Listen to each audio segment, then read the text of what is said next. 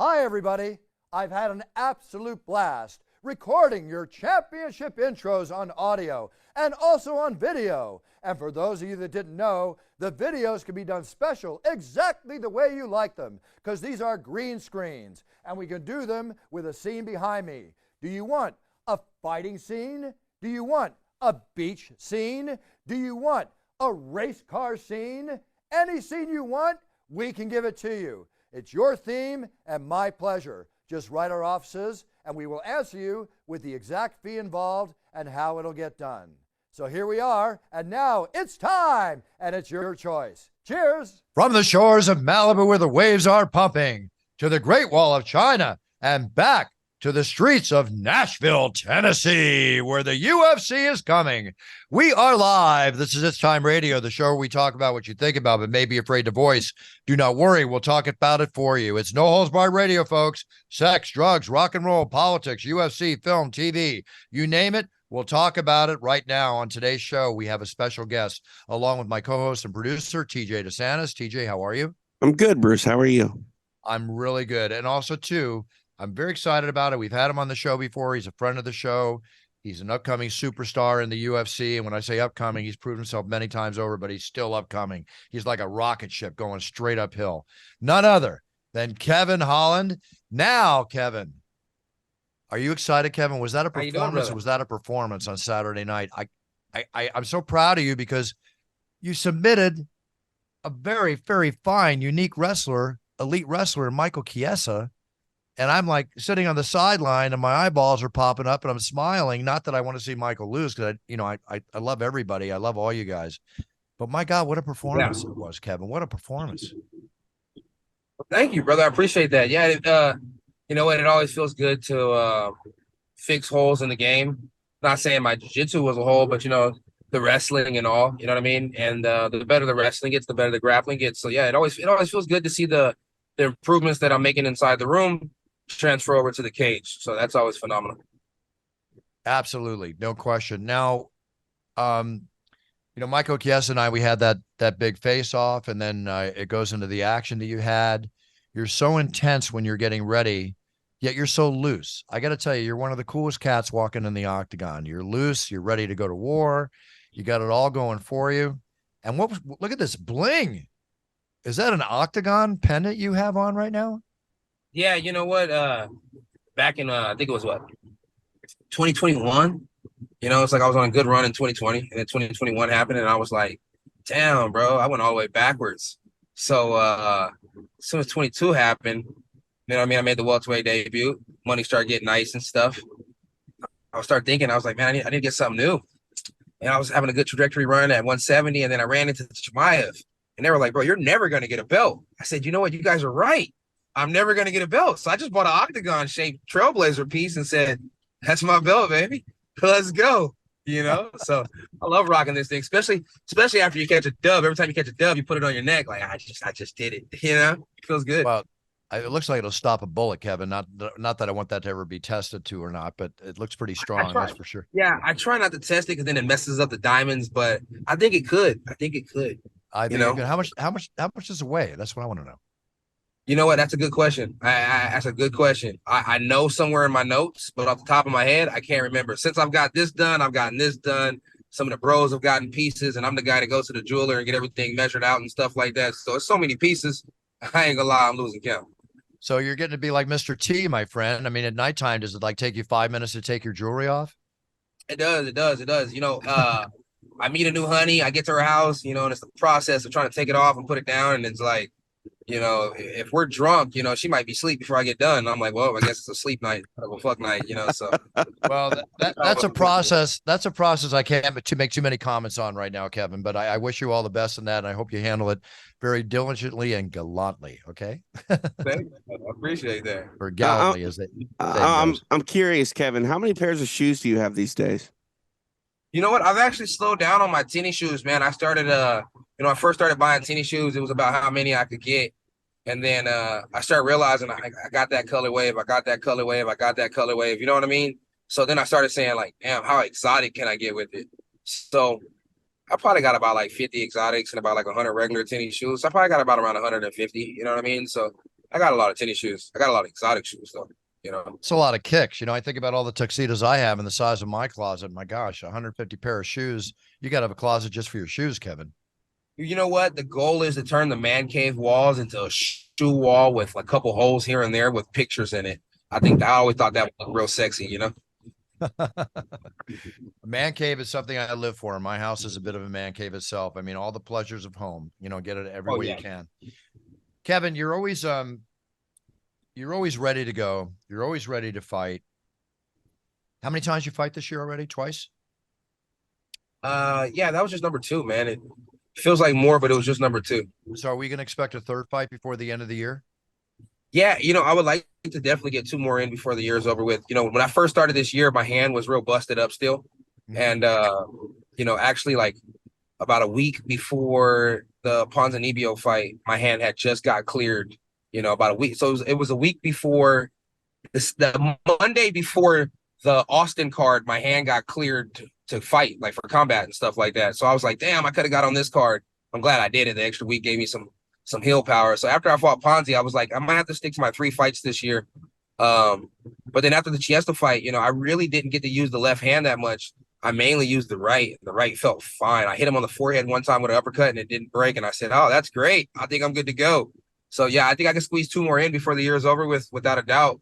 And to be honest with you, you know, it just depends how fast they turn me around. And, you know, depending on how good I feel, I'll probably be asking for 3 more before the year is over with. So I like the fight.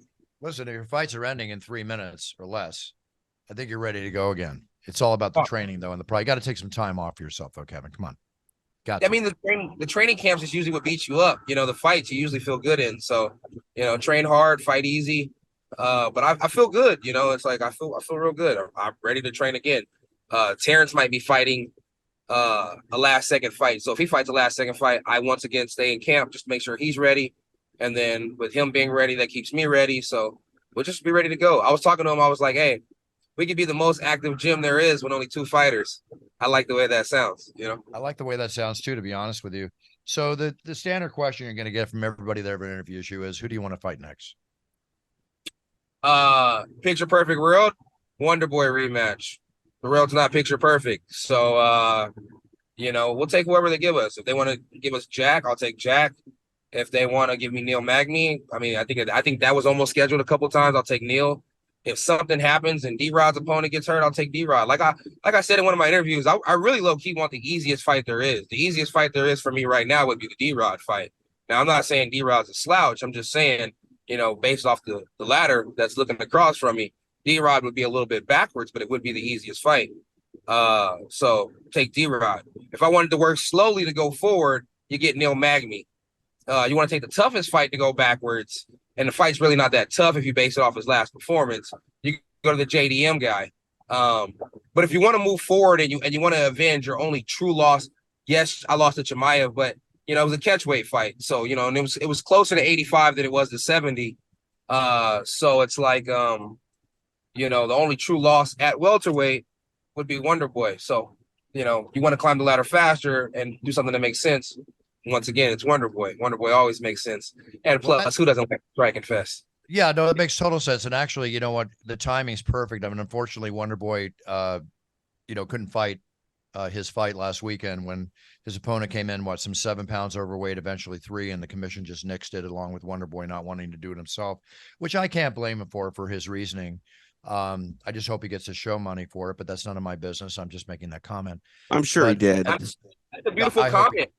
That's a beautiful comment. But if you have that, this is my thing. You should definitely get your show money. But if you got the opportunity to fight and you can make your show and win money, I'm a gambling man sometimes, even though I shouldn't be.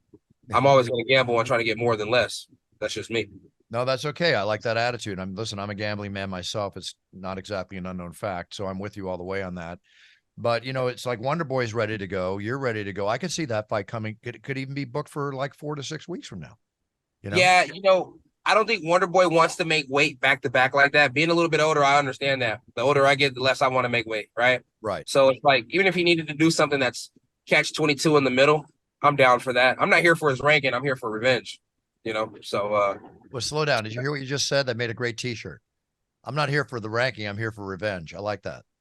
That would be a good one. That would be. We got to get you on my company, millions.co, man. We'd have that shirt ready to go for you tomorrow. Right there. Boom. I associate with Millions. That's actually where people get my t-shirts from. Millions. Oh, so you're I've on done I've done a cross deal here and there, but it's Millions is who I associate with more so than anybody else when it comes to doing t-shirts. I do a lot of deals with Millions. Oh, that's my company. I'm one of the co-founders. I didn't know that. Yeah, no, I'm one of the owners of the company, and here I am, one of the owners of the company, TJ, and I wasn't aware that Kevin stuff's being sold on Millions. That's how many athletes we have. We've got like 5,000 athletes, a ton of UFC fighters. You guys do, and I actually wanted to talk to you guys about a little bit more. Like, I was seeing some ideas on how to promote the shirts a little bit more. What dealing with some of those other companies, man. One of these days, me and Bruce, we got to sit down. We got to chop it up, man. You smoke a cigar, I smoke my type of cigar, and we talk about it. I'm always open for a good conversation, especially when it comes to business and life. And yeah, with millions.co, trust me, the people you work with, whatever you want to suggest, that's the beauty of my partners. We make it happen. If you come to us with a suggestion, they will work with you, but you got to be proactive, Kevin. You got to come at us. Okay. Yeah. And the shirts, you guys drop them so fast. It's like, I want to do this. I look up 2 days later, it's on a shirt. I'm like, oh crap, here we go. I like that. I got to get Derek Lewis into Millions. We got to make my balls are hot t-shirt right away. I'll talk to him. That's my bro. That's my big bro right there. I'll definitely reach out to him for you. Would you reach out to him, turn him on to your guy? But I mean, he could do incredible on Millions. He does, his t-shirts, when he does do t-shirts, the numbers are fantastic. So I think that you guys together, the consistency of being able to drop shirts, I think it'd be fire. Yeah, all fire. Well, listen, speaking of fire, I want to get your opinion on something. Mark Zuckerberg, and Elon Musk. Yeah. I really do believe this could happen. Okay. Yeah. And Zuckerberg revealed recently that he has, this is crazy. TJ, I don't know if you saw this. He reveals a McDonald's order $4,000 calorie a day diet. Wow. Right? 4,000 calories. Zuckerberg weighing about 145 is downing 4,000 calories. And his order at McDonald's, this is what I don't agree with. I don't think this is the fuel for your fire. Right. McDonald's food, to be honest. 20 nuggets, a quarter pounder, large fries, Oreo McFlurry, apple pie, and maybe some side cheeseburgers for later. See, the issue with that, who's ever instructing him on his nutrition is not giving him the right advice here. Well, the issue with that is not so much the calories, because if you're burning that's fine. You're not going to, become fat. But like you said, Buff, like you are what you eat. So if you're putting, garbage food into your body, I mean, you're treating your body like garbage. Yeah, I don't get it. Especially a man as a father of two. I'm really big on not taking my kids to McDonald's. I know like GSP would eat a whole bunch of McDonald's. I heard that was one of his weaknesses. And up there in Montreal, you get poutine. He was all into that, but like it's once in a while. It's not every day. Well, more power to him, or less power to him what he's eating. But come on, Kevin, you're going to train all day long on that diet? No, I mean. You got to like right? it. You got to diet right. I mean, I miss 185 because, like I said, eat steaks, have sex, make weight. But at 170, the diet's a lot more clean. It's a lot more strict, and I feel like a freaking. I don't even want to say it, because people are biased in this road. But I feel fantastic. I feel like an old school warrior out there when I'm at 170 pounds, and it's like people go, the weight cut's hard. The weight cut's hard. The weight cut's fucking fun. It's like at 170 pounds with the nutritionist that I got that's from the UFC, the angry dietitian Charles, he's the man. I get to have burgers still. I mean, they're not McDonald's burgers, but they're burgers. So I feel them on one burgers, but we gotta clean it up, brother. You gotta put the right stuff inside that Ferrari that you got there. Absolutely. Getting back to Zuckerberg too, he's really serious. He actually put an octagon in his backyard to train. Really? Yeah. His wife's had a little ticked off about it because she's been working on the grass for a couple of years, but he's serious. He put an octagon in his backyard. He's training all the time. We see it. I'm not sure about Elon Musk's training session, but okay, now let's get down to science here. This exhibition MMA bout goes off, which I agree with Dana White could be the biggest fight watched, forever. Can you imagine this fight with a Conor McGregor card and Kevin Holland on the card and a bunch of other great fighters? It'd be huge. Okay, for what 200+ pound Elon Musk, 145 pound Zuckerberg, training in jits, having his belts, taking it much more seriously. You want to pick one, Kevin? They got to meet first. They got to meet in the middle at 160, right? Elon Musk will never get down to 160. I don't see how he could lose 80 pounds or 60 pounds? Man, I don't know, man. They got to meet somewhere in the middle. But I mean, if they could figure it out, which would be pretty cool. It's like, granted, people like those type of fights. It wouldn't be that technical. It'd be like more like a barn burner. It'd be a good fight too. She's gonna battle down the heart, right? You got to manage. The little guy's been picked on his whole life, But then they said the other guy was from like Africa or something like that. He used to fight out there. I don't know, man. I got to do more research on these guys. Yeah, you know what? It's going to be a fun fight to watch. I mean, is it going to be a fight though, or is it going to be a jiu-jitsu match? It's got to be. There's got to be strikes. I mean, yeah, but the weight is so different, Buff. Like it's much more realistic if it was an open weight jiu-jitsu match. I know personally for me, I mean, when I was even in an organized fight in a ring, I liked fighting bigger guys because I liked the bigger target, But 140. Go ahead, Kevin. They're a little bit slower too. Yes, exactly. Slower the whole bit. So there's a little bit of an advantage. I mean, I would favor Zuckerberg right now because he's like he's killing it on the jiu-jitsu scene. He's winning tournaments and whatnot. Yeah, they posted odds. Which one runs the social media sites again? Elon Musk. He runs X, which used to be Twitter. Yeah, but yeah, I'm going with the social media guy. You know what I mean? Is there? I mean, Zuckerberg runs Facebook. That's the king of all social media. Ooh, so they both have social media guys. Yeah. That's rough. You gotta have those. Out of interest, why are you going with the social media guy? I mean, what I don't want them to see this interview and take my social media down because I went for the wrong guy. You know what I mean? It's like I have a good time on social media. That'd be pretty stale if that happened. Let's switch over to a fight that's coming up this weekend. It's actually the same night as the UFC in Nashville. Nate Diaz and Jake Paul. Okay. Let's break this down now, Kevin. Break this down for me. What do you see happening here in this 8-round, 3-minute round match? So I mean, everybody always banks the Diaz fights on people getting tired, right? But then they forget Diaz gets cut. I'm ruling Diaz being the better boxer as the rounds get going and as he gets comfortable, because that's just how he is. Once he gets comfortable, he's a problem. And we all know Diaz Brothers has those hands. But I got Jake Paul, doctor stoppage, 7th round, a cut gushing over his eye. That's how I got it. That's not a bad pick. It's not a bad pick. Yeah. I mean, my heart is with Nate. Obviously, I think all of our hearts are. I think a lot of UFC people, if not major amount of people, are going to tune into this fight. I think this will be a highly watched boxing match. But you're right, Kevin. The scar tissue, everything that Nate deals with, could be an issue in this fight. We'll see the distance he keeps, how he moves, his throwing punches and bunches. Nate he can knock you out, but he's not a knockout artist. Right. He hits you with punches and bunches. And Jake Paul. Yeah, I was just going to say that about the bigger gloves too. Like I'm actually worried about Nate's output because he can throw, volume like you're saying, Buffer, but those gloves are heavier. Like I'm not going to say that Nate Diaz is going to gas out in the, first 3 rounds, but he doesn't gas though, but we'll see him.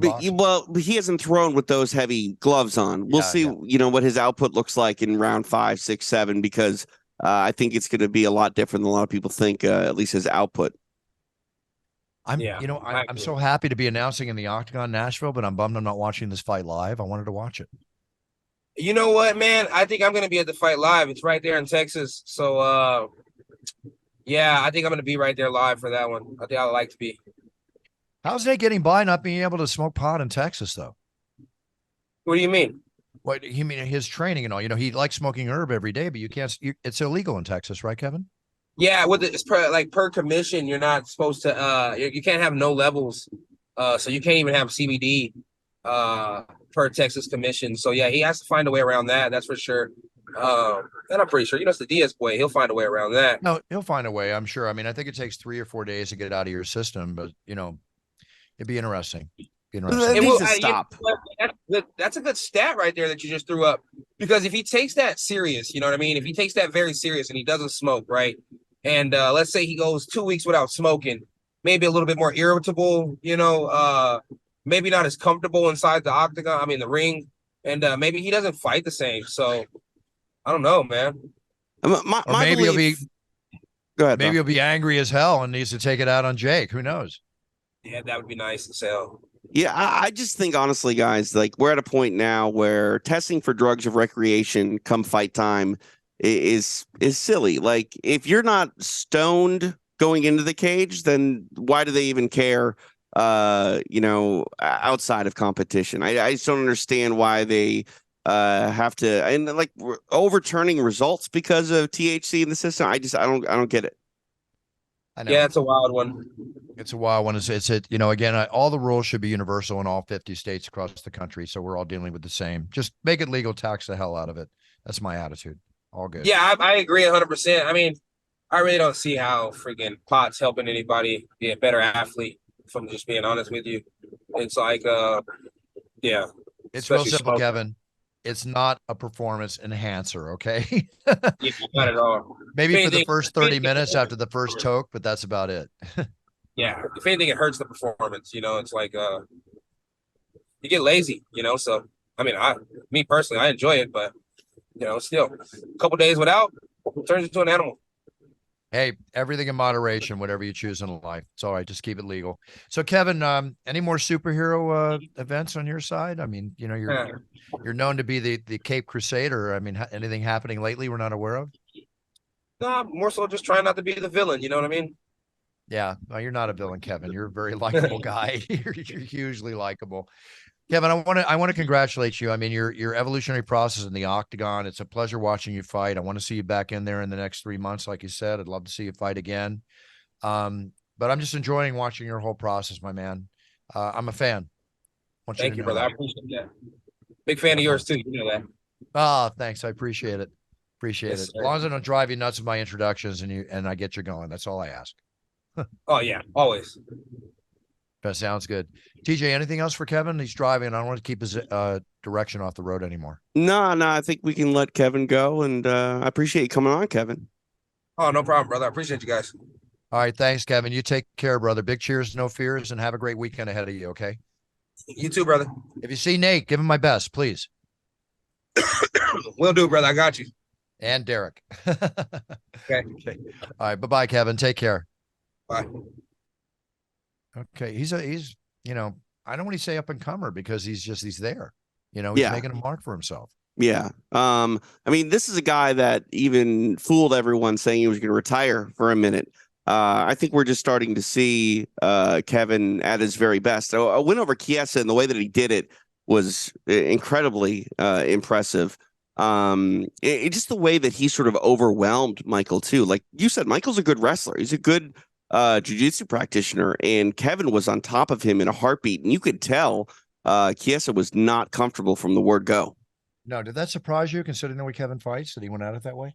It was a little bit surprising in the sense that it was as overwhelming as it was. I definitely thought we would see ground sequences and some wrestling. I thought it would be the other way around. I thought Chiesa would be the one that was trying to take it to the floor in the way that he normally fights. But yeah, I don't know, man. Like you cannot expect anything when you fight Kevin Holland because he'll pull a trick out of any one of his bags of tricks. And on Saturday night, it was the Darce. Yep, I agree. Now, speaking of Saturday night, I'm still coming down off it a little bit, TJ. I mean, the co-main event with Blachowicz, okay, a little slow at times, but that night was unbelievable. Yeah, no, it was a great fight card. Yeah, Salt Lake City's been treated to some epic fight cards as of late. Justin Gaethje knocking out Dustin Poirier in the same way that Leon Edwards knocked out Kamaru Usman in the same building. That was nuts. Derek Lewis, man, I got to imagine that he added some more money to whatever contract he's going to sign now, being a free agent. If you're going to go into free agency, Buff, that is the type of performance you want to have going into free agency. Absolutely, without question. I mean, I just hope he doesn't leave the UFC, though. I don't think he will. I think that he's a draw. I think he's looked better than he's ever looked before. I mean, dude had six-pack. I know, it was amazing, and it's going to be more so, they say, next fight. They originally had him on the undercard on ESPN, but we lost the fight, and he was moved to the main card, which made the main card even more exciting. Sorry to see Stephen Wonderboy Thompson was out of his fight, as we mentioned earlier. All the credit to Justin Gaethje for that amazing performance over the Warrior, Dustin Poirier. Yep. Phenomenal. Now, speaking of Dustin Poirier, his father, Tim Metcalf, his stepdad was behind me with his mom and his wife. And I'd had breakfast with them in an airport years ago, and just a very wonderful, family unit. Really, Yeah. really cool. Yeah. So something I've never done, but Justin Gaethje has his charity, right? Dustin So Poirier? pardon me? Poirier? Excuse me, Dustin Poirier has Yeah, his yeah. charity. Yep. So his dad was admiring my fight cards and was asking me about them. And the fight cards go from anywhere from 200 to 4,000 or more a piece, depending. Yeah. I packaged them all up and gave them to him to auction off for their charity. Oh, wow. That's awesome, Buff. Yeah, it's just a rightful thing to do, and very happy for that. Now, another thing that was a big thing for me this weekend was my godson, Henry. I saw him. I saw the photos. Yeah, he was on a road trip to Montana. They went to Casper, Wyoming. They went all the way out there, and then they drove back to go to the fights, he and his buddy Evan. We went to the Kudo Popcorn Party on Friday night, which was in the only speakeasy in Salt Lake City, which was just phenomenal to get into this place. Then there was a speakeasy in the speakeasy for when they came, like a dungeon. Right. Yeah. Vault.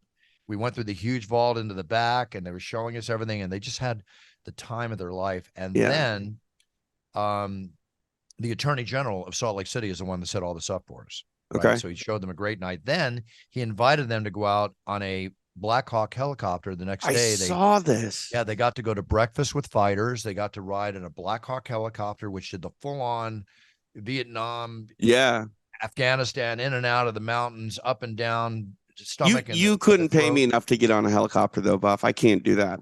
They had a blast. And it sounds like an experience of a lifetime. For them, it really was. And for me, the bonding experience to be with my amazing godson. Yeah. He's going off to the University of Oregon. He's moving in a month, and this is very important for me to have this time with him. For sure. We had a great time. And then I come down to pick them up. They're going to the arena with me early, get to go backstage. They met Joe Rogan, John Anik. They met everybody. This is big for them. For sure. And they were in suit jackets, TJ. I saw. They were in sport coats, and they wanted to look really good. And then after that, we went to another after party at the Speakeasy. Then we went to another one together that the Attorney General invited us to. And I just made sure they had the experience, the whole UFC experience. That's awesome. And Salt Lake City is such a cool city as well. Well, the last time I was there was for the UFC, but the only other time I've been in Salt Lake City was there for the Michael Jordan flu game when they won the NBA championship. And I had dinner that night after the event with Charles Barkley and Dr. J. Yeah, that's crazy. So it's been a good town for you. Good town, great people. Yeah, clean. Yeah, nice, down to earth. Loved it. Thank you, Salt Lake City. All the fans who were there. Your energy was amazing. I fed off it in the octagon. Yeah, I got to believe that's going to be a destination every year for the UFC. With the crowd response they've had, and I know Salt Lake City wants to keep bringing the UFC there. I would expect the UFC to probably never go more than 18 months without a show in Salt Lake. I have no problem with that. Okay, this weekend, Nashville. Heading out to Nashville. We got Corey Sandhagen and Rob Fon in the main. I'm here right now. I know. Yeah, it's raining, Buff. I'll get ready for that. One of my best friends lives there. He's going to come to the fights. Maybe my best friend for years. So I'm looking forward to it. I love Nashville. I've been to every single UFC that's ever been in Nashville, oddly enough. And I love the city. Well, I haven't been there since the last one. I'm looking forward to going back. Jessica Andrade, Tatiana Suarez on the co-main event. It's a great fight. A lot of fights all up and down. It's a good solid card. Yeah, absolutely. Good solid card. So we'll see what happens there. Let's go into the news a little bit, TJ, because I've got a tight day. I got to train and I got to leave for Nashville and meet you there. Yeah. So Taylor Swift, are you a Swiftie, Buff? Are you a Taylor Swift fan? No, I can't say I'm a Swiftie. I mean, I know she's super talented, and I give her all the credit. Have you seen what her concert tickets are going for, Buff? Huge. Yeah, thousands and thousands of dollars. And we're not even talking about like great seats. We're just talking about being in the building. Well, let me tell you, with the money this girl's making, okay, she gave over $50 million in bonuses. Wow. To the entire Eras crew, the Eras tour crew. Yeah. She gave over $50 million in bonuses. And you know what I love about that? It's not just giving the money. It's the fact that she pats people on the back and makes them feel important for exactly what they do. Well, you know better than anyone. If you have a team that you care about, take care of that team, and that team will take care of you. I always take care of my team. One year when I had the biggest year before I had the biggest year passed, I bought everybody a Rolex, right? Just like a quarterback like Tom Brady would do for his offensive line. So I mean, you got to keep your team small if you're going to be buying Rolexes. But well, it was relatively small. It was only like 4 Rolexes at the time, so it's okay. Right. But I mean, that's my point, though. Little gestures like that, sometimes grand gestures like that, your foundation and the people that make everything go smoothly for you, they're going to make sure that it in fact goes smoothly for you when you treat them like that. Well, TJ, like I always said, it's like, it's one thing to give a bonus, which is always good, of course, but a lot of employees, the packing your boxes, answering your phones, doing whatever, opening the door, whatever they do. Right. Because it's like a pyramid and the base is just as important at the top to keep it strong. Well, hey, a pat on the back. Wait, listen to me. A pat on the back. You're doing a great job. Thank you. People don't do that in business a lot. No, 100%. I was actually going to say you gave me a little pat on the back. I got my MMA bobblehead. It's at home. I didn't bring it on the road with me, but I appreciate that. Yeah, it looks amazing. They have done such a wonderful job with that. It's amazing, isn't it? Yeah. And then the voice sounds coming out of it. It's unreal. Dave Manley, MMAbobbleheads.com, folks.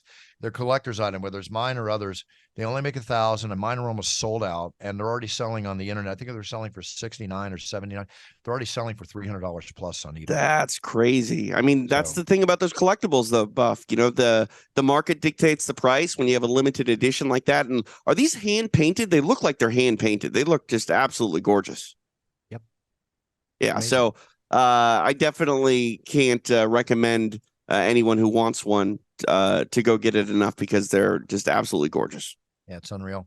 So speaking of football and everything else, or were we talking about football? But Tom Brady, he's going from football to football. He just became part owner of the Birmingham City Football Club. Yeah, not surprising. Soccer's a really big deal right now with Lionel Messi coming to Inter Miami. Women's World Cup is going on right now. I heard a stat. This was a while back, but maybe even like 10 years ago. But I heard a stat that there were more kids in youth soccer than any other youth sport in this country, outdrawing baseball, outdrawing basketball and football and hockey. Soccer is going to be a thing for a long time. It just hasn't, come into its own yet in this country, but it's going to. Isn't it the biggest watch sport in the world? Yeah, it's the world's game, but not so much the United States game. But not to correct you, but for a long time, forever. I mean, it's there forever. People right. But I'm saying in this country, it's never been one of the major Even sports. though the kids play it the way they do. My boys played it. It's such a big thing amongst kids. Yeah. Yeah.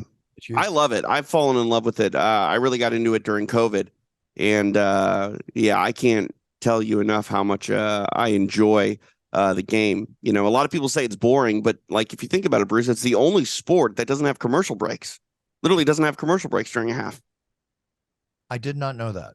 Yeah, because it's continuous. The clock never stops. There's no timeouts or anything like that. You got 45 minutes to play. That's one half. You take a 15-minute break, 45 minutes to play. Wow, that's unreal. Switching over a little bit, I see Trump is indicted again this week. More things coming down. We'll see how that all pans out. I'm glad to see that Jamie Foxx is out and about, healthy again, making public statements now, being seen in public. Very good to see this very talented man out. Yep. Out of the danger. Have they said exactly what happened to him yet? No, I haven't seen anything. I know a lot of people were just talking about how he looks a little bit different. Whatever it was, Buff, it was pretty traumatic. But like you said, it's good to see him, back on his 2 feet and talking to people. All right, now before we sign off, I want to address a very disturbing thing happening in America today. I was on TikTok and I was watching these blatant robberies. Yeah. Jewelry robberies, going into CVS and standing there just dunking tons of stuff into a trash can while the security guard stands to the side. Nobody does anything. Yep. And no offense to security guards, they're more visual deterrents than they're not trained to go in. But you know why they're not doing anything? I mean, they're told not to. The insurance money that those stores will get, it outweighs the idea of trying to do anything with force and, Okay, but now with San Francisco and the new person in charge up there and the crime that's happening, there's not enough of a deterrent, But it's TJ, a guy, I don't want to sound tough or anything, but I mean, I'd have to handle it do or die if somebody came after me like that. I mean, right now, robbers are robbing people Yeah. outside busy Southern California hotspots, Yeah. clubs, Yeah. Santa Monica Boulevard, Sunset Strip.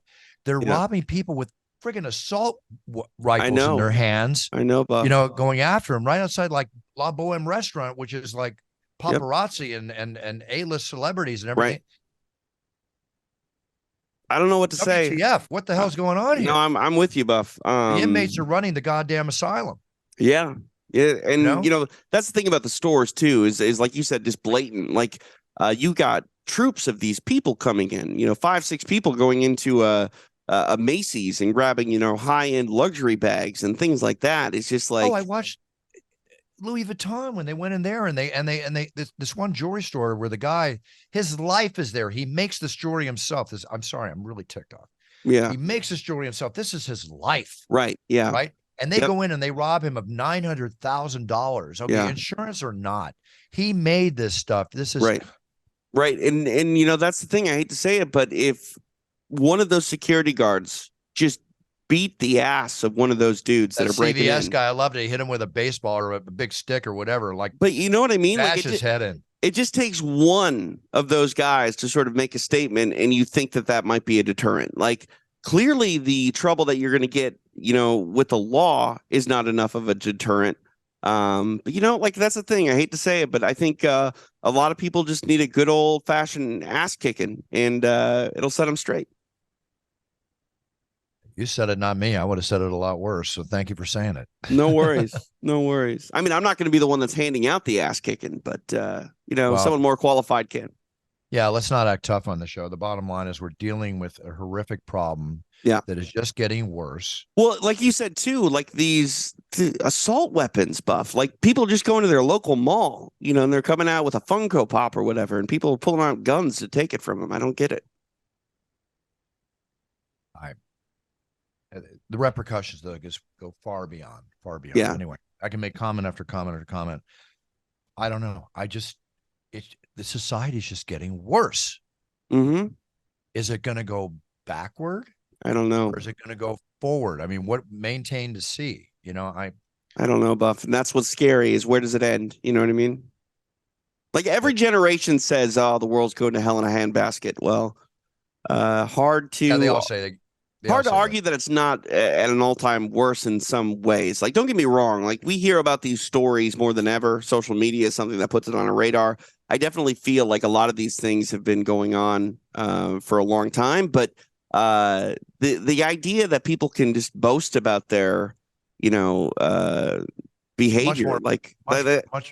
much more visual now, TJ. Yeah. Much more visual. Well, people also celebrate it. People go out and do bad things and they videotape it. And sometimes it's ultimately their undoing. They get in trouble for it. But thank you, friggin' social media, ruining the minds of young people in many, many different ways, as well as enhancing them in many, many different ways. I have love-hate with social media. Yeah, and I mean, it's the internet as a whole, Buff. I feel like the internet, yeah.